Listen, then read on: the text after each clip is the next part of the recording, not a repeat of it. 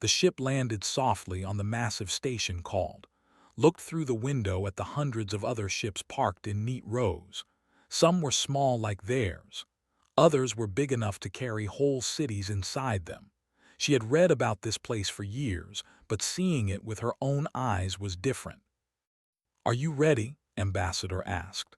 He was a tall man with gray hair and kind eyes. He had served Earth for 30 years and knew how to talk to aliens, was just his assistant. At least that was what everyone believed. "I am ready," she said quietly. They walked down the ramp together. The air inside the station smelled clean but strange. Thousands of beings moved around them. Some had scales, some had fur, some floated in special suits filled with liquid, had never seen so many different species in one place. A group of officials came to greet them. They wore silver robes and spoke through small machines that translated their words into human language. "Welcome to," the lead official said. "The welcome ceremony will begin in 1 hour. Please follow us." They walked through long hallways made of white metal. Screens on the walls showed news from different planets. Watched them as she walked.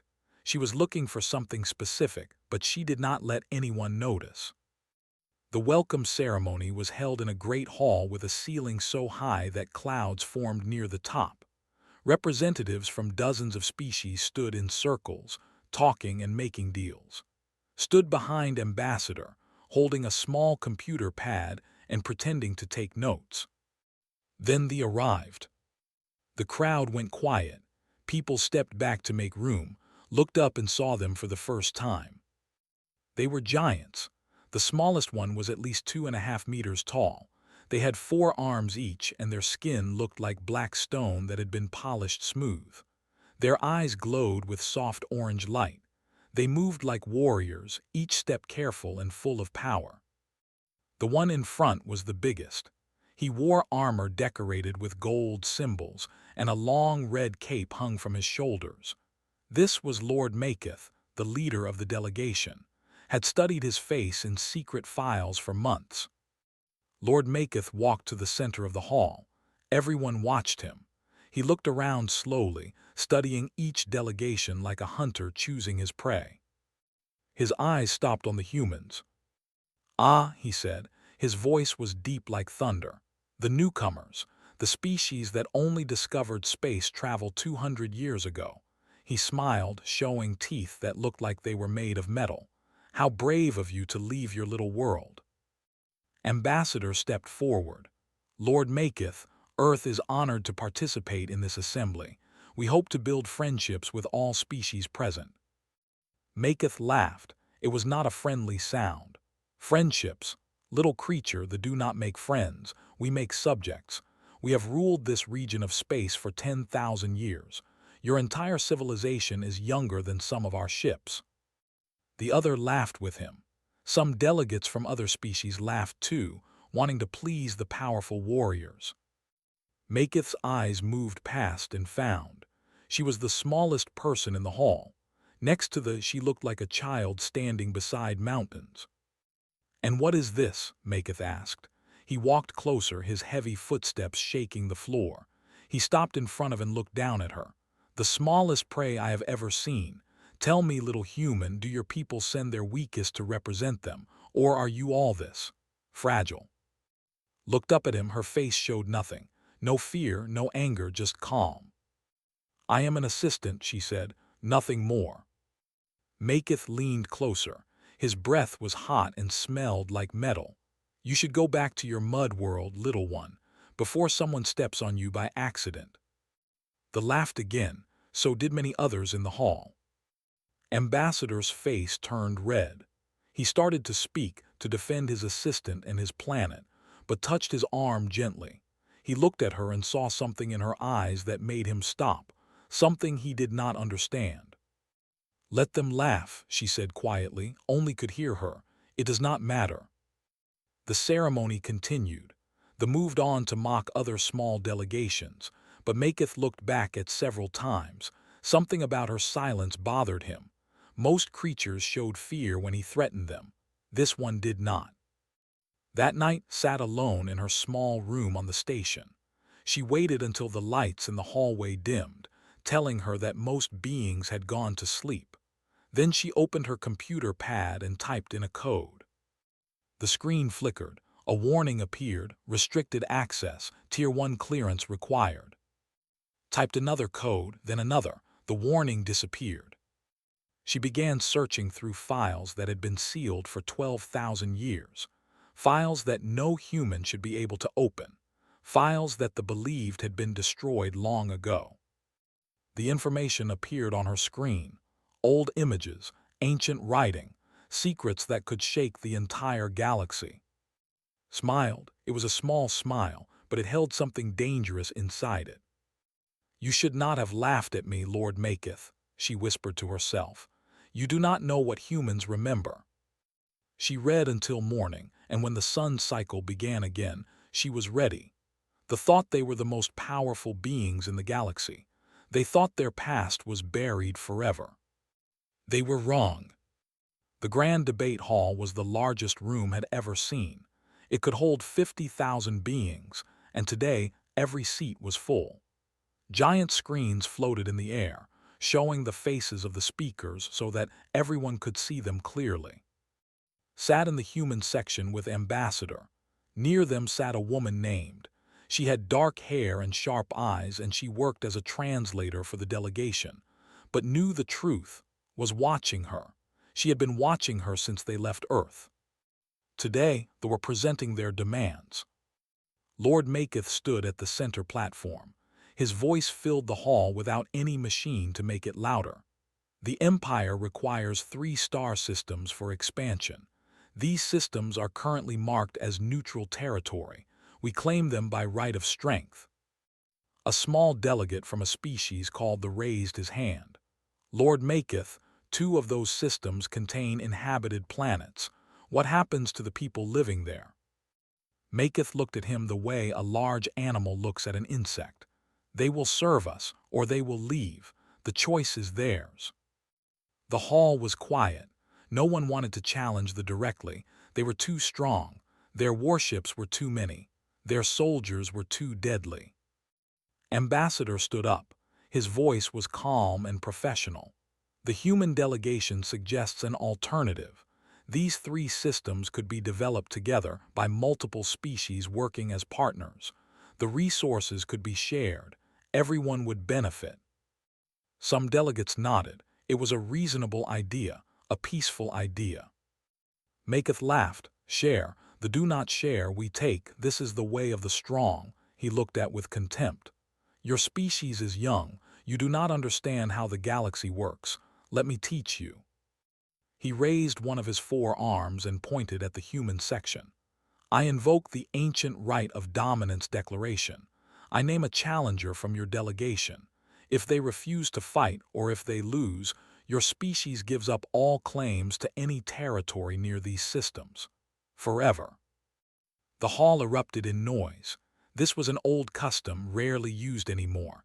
It was brutal and simple: fight or surrender. His face went pale. "You cannot do this. We are diplomats, not warriors." "The law is clear," Maketh said. "I can name anyone in your delegation." His orange eyes scanned the human section. They stopped on. "I named the small one, the assistant. Let her represent humanity's strength." Gasps filled the hall. This was cruel even by standards, was clearly not a fighter. She was small and thin and carried no weapons. Naming her was the same as demanding humanity surrender without a fight. "This is not fair," protested. "She is not a combatant. Choose me instead." "The law does not require fairness," Maketh replied. "It only requires a name. I have spoken it. She can accept or refuse. If she refuses, your people lose." Everyone looked at. She sat very still, her hands folded in her lap. For a long moment she did not move. Then she stood up. "I accept," she said. Her voice was soft, but something about it made the hall go silent. Even Maketh stopped smiling for a moment. "You accept," he repeated. "You understand what this means. We fight tomorrow in the arena. No weapons are forbidden. No help is allowed. When I kill you, your planet loses everything. Looked at him directly. I understand. Maketh stared at her. Then he laughed again, louder than before.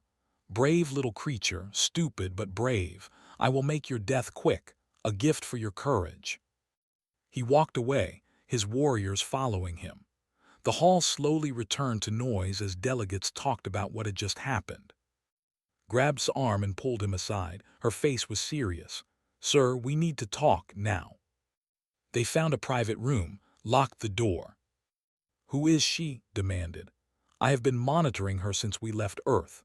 Her official file says she is an analyst, but her access patterns do not match. She has been reading sealed First Council records, documents from 12,000 years ago. Sir, we do not have clearance for those files. Nobody does. Shook his head. I do not know. I was told to bring her. Orders came from very high up. I thought she was just an observer. Back in the main hall, an old approached. His name was. He was a scholar, not a warrior. His scales had faded with age, and he walked with a slight bend in his back. Young human, he said quietly, may I speak with you? Nodded. Looked around to make sure no one was listening. I saw what you did. When Maketh named you, you were not surprised. You were not afraid. Why?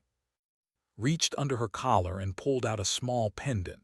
It hung from a thin chain around her neck. The pendant showed a strange symbol, a spiral made of lines that seemed to move when you looked at them. Saw it, his old eyes went wide. His hands began to shake. That symbol, he whispered, the spiral of utterance, it was destroyed, it was supposed to be destroyed. Many things were supposed to be destroyed, said, but some things survive, some things are remembered. Stepped back, his face had turned pale gray. What are you? He asked. What do you know? Put the pendant back under her collar. I know enough, old one. I know what your people truly are, and I know the names that made them. She walked away, leaving the old scholar standing alone, trembling with a fear he had not felt in centuries. The night before the challenge, sat alone in her room. The lights were dim. Outside her window, she could see the stars, thousands of them, burning in the darkness of space. She wondered how many of them had planets where people lived, people who did not know what was about to happen. A soft knock came at her door. She opened it, stood there the old scholar. He looked tired and afraid. His orange eyes had lost their glow. May I come in? He asked. Stepped aside and let him enter. She closed the door behind him. Sat down heavily, his 4 hands pressed together in his lap. I have not slept, he said. I cannot stop thinking about that symbol, the spiral of utterance. I have seen it only once before in an ancient book that was supposed to be burned. I was young then. I kept 1 page in secret. I have studied it my whole life. What did you learn? Asked. Fragments, pieces of a story that my people have tried to forget. He looked at her with desperate eyes. Please, tell me what you know. I have spent my life searching for the truth. I am old now. I may not have another chance. Was quiet for a moment. Then she sat down across from him. 12,000 years ago, she began, there was a species called the architects. They were brilliant. They could shape life itself, creating new creatures from nothing. They built empires across 1,000 worlds, but they were also proud and cruel. They wanted servants who would never question them, so they made your people. Listened without moving. His breath came in short, painful gasps. They were designed to be perfect soldiers, strong, fast, loyal, but the architects were careful. They built a weakness into your DNA, a control system. They gave each bloodline a true name, a sequence of sounds that could command absolute obedience. If an architect spoke your true name, you had to obey. You could not refuse. We were slaves, whispered. Yes, for thousands of years they served the architects. They fought their wars, built their cities, died for their entertainment. Then something happened. A plague spread through the architects. It killed them quickly, too quickly for them to find a cure. In less than 100 years they were gone. And we were free, said. Yes, but the true name still existed. They were recorded in libraries, stored in databases, known by scholars across the galaxy. Your ancestors knew that as long as the names survived, you could never truly be free. Anyone who learned them could control you again. So the first leaders made a decision. Paused, her voice became harder. They burned everything, every library that held the names, every database, every world that might have copies. They killed millions of beings to erase the truth. They rewrote history, claiming they had always been free, had always been conquerors. They made it a crime to even speak of the architects. Covered his face with his hands. We became monsters to forget that we were once slaves. One architect escaped, continued. Her name she was a scientist, not a warrior. When the plague began, she took a small ship and ran. She traveled for years, trying to find a safe place. Finally, she found a small blue planet at the edge of the galaxy, a primitive world where strange creatures were just learning to build with stone. Earth said, yes, was dying. The plague had reached her too. She had only weeks left, but she had something precious with her, all the true names, every bloodline of every species the architects had ever created. She gave this knowledge to the humans who found her, simple people who did not understand what they were receiving. She made them promise to remember, to pass the knowledge down through generations, to keep it safe until it was needed. Pulled out her pendant again. The spiral glowed faintly in the dim light. My family has kept this promise for 12,000 years. We call ourselves we are the keepers of names, and we have waited a very long time. Stared at her. Why now? Why reveal this now? Because your people have become what you feared, said. You were slaves who became conquerors. You spread pain across the galaxy because you were afraid of being controlled again. But fear has made you cruel. Someone needed to remind you of the truth. Suddenly, the door burst open. 3 warriors rushed in, their weapons drawn. Behind them stood Lord Maketh. I knew it, Maketh hissed. I knew you were hiding something. He looked at with disgust. And you, old fool, talking to the enemy. She speaks the truth, said. I have studied the old texts. I know what we were. Silence, Maketh roared. He pointed at, kill her, now, the challenge will be cancelled. We will say she tried to escape. The warriors moved forward, but before they could reach her, another figure appeared in the doorway. She held a small device in her hand. I would not do that, said calmly. This device is transmitting everything to the Assembly Security Center. If you kill her, the whole galaxy will see. Maketh's eyes burned with rage. Who are you? I am also a keeper of memories, said. And I am telling you that if this woman dies tonight, the truth comes out. All of it, every name, every bloodline, broadcast to every world in the galaxy. Maketh stood frozen. His warriors looked at him, waiting for orders. Finally, he stepped back. The challenge will proceed, he growled. Tomorrow, in the arena. And when I tear her apart in front of everyone, no one will believe her lies. He left, his warriors followed, collapsed against the wall, exhausted. Looked at, are you ready? Touched her pendant. I have been ready for 12,000 years. The arena was a circle of white stone floating in the center of a great dome. Around it, seats rose up like mountains, filled with beings from every corner of the galaxy. Giant screens showed the empty fighting platform to those sitting far away. The air was thick with tension and excitement.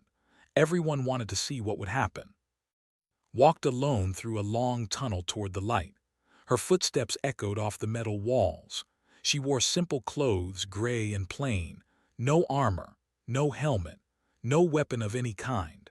Behind her, ambassador and watched from the human section, their faces tight with worry. She stepped onto the platform. The crowd went quiet for a moment, then erupted in noise. Some laughed. Some shouted insults. Some simply stared in confusion.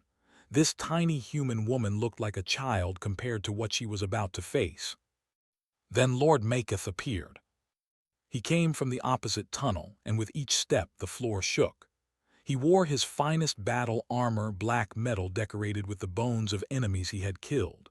In his 4 hands, he carried 4 different weapons: a massive sword, a curved axe, a spiked hammer, and a shield that could stop a laser blast.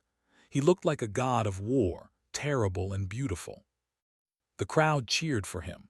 The section roared with pride. Maketh raised his weapons and turned in a slow circle, enjoying their love. Then he looked at. His orange eyes glowed with cruel amusement. "You came," he said. "I thought you might run, I thought you might beg, but you came with nothing. No weapon, no armor, no hope." He laughed. "Do you want me to give you a knife? It would make this last a little longer." Stood very still. Her hands hung at her sides. Her face showed nothing. "I need no weapon," she said. Maketh's laughter died. Something about her voice bothered him. It was too calm, too certain. "Then you will die faster," he said. The signal sounded. The challenge had begun. Maketh charged. He moved with impossible speed for something so large. His sword cut through the air towards head. His axe swept toward her legs. His hammer came down like thunder. Any one of these blows could destroy a human body completely. Did not move. The weapons stopped, all of them. They froze in the air, centimeters from her skin. Maketh strained with all his strength, but his arms would not obey him. He could not complete the killing blows. The crowd went silent. No one understood what was happening. "What is this?" Maketh roared. "What trick is this?" "No trick," said softly, "just the truth." She stepped closer to him. He tried to back away, but his legs would not move. Sweat appeared on his scaled face. His eyes were wide with something he had never felt before, pure, helpless fear. "When I was a little girl," said, "my grandmother taught me words in a language that no one else spoke. She told me they were gifts from a woman who came from the stars long ago. A woman named. My grandmother made me practice these words every day. She said that one day I would need them." Was close to Maketh now. She could smell the metal of his breath. She could see the panic in his glowing eyes. "Do you want to know your true name, Lord Maketh? The name that the architects gave your bloodline when they created it. The name that was written into your DNA before your species even existed." "You lie," Maketh screamed. The sound echoed through the silent arena. "The names were destroyed. We destroyed them. We burned every world that knew them." "You missed one," said. "A small blue world, a primitive place.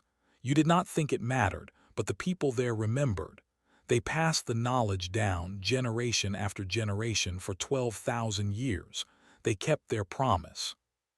She rose up on her toes and brought her lips close to his ear. "Your bloodline's name is this," she whispered. She spoke. The sounds that came from her mouth were not like any language the galaxy used now. They were older, deeper. They seemed to vibrate in the air, in the stone, in the very bones of everyone watching. Maketh's weapons fell from his hands. His body went rigid. Then, slowly, his legs bent. He sank to his knees before her. His head bowed. He could not stop it.